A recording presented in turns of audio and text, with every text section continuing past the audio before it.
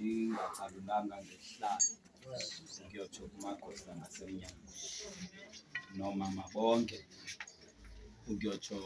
komama umagosa xa bekhona ngasemnyama izihlobo nezalamane yes befamily tutwini ahlangana ngehlanga ba uMagalela gqiba kundibekela lo mbiko kweqathilizwi mabheleni elibhalwa lo mprofeti onguMika ngesahluko sesibini umqolo wesine yes madotyeni kwenzekile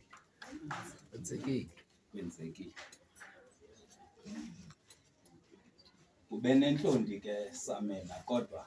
kwenzekile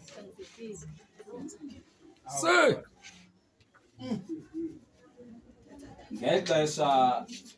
imane ukuthetheka lento ibinga kuyaxoxwa kodwa kwenzekile awu madoda abanye abantu bathatha ithuba ukuyifumana kubo nokuba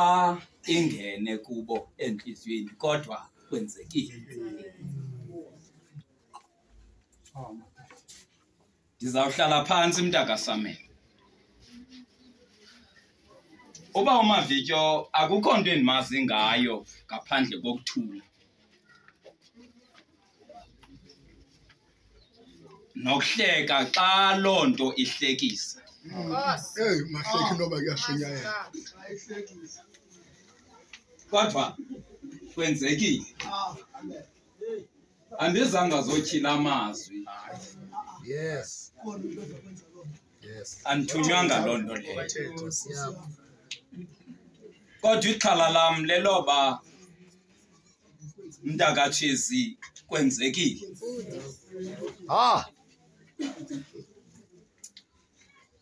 uyabona ke ukwenza kukaThixo akufani nokwenza komntu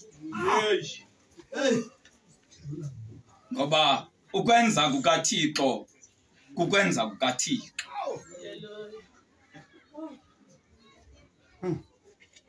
xa madoda esentsimini emana ukuthi mntakasifuba sizayixela njani nale nto kumthandeki kwenzekile le ndoda ihlela phezantsi incame zonke izinto ngoba ugulelwa ngumntana kwenzekile moya oyingcwele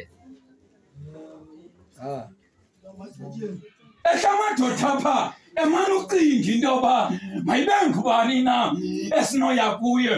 asicebise into yoba kuyiwa njani na kuDavide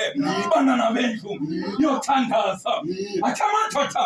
xa wengena ngoba izinto ezenzekileyo zibhalwa kuthi ebusweni waxa ingena ankizisa la madoda mntakasifuba uDavide wakuyiqonda into yoba ikhona into eyehlileyo ndixeleleni benzeke ntonini athi la madoda kwenzekile bazalwane bethu naba besingathanda kangakanani into yoba simgcine lo kaMavityo kodwa kwenzekile hayi man kwenzekile bazalwane nabafamily beninothanda into yoba nimhlambule kodwa kwenzekile ngamele yakwalizwi le kwenzekile hayi ke Samela unentloni sidibana kwalizwi thina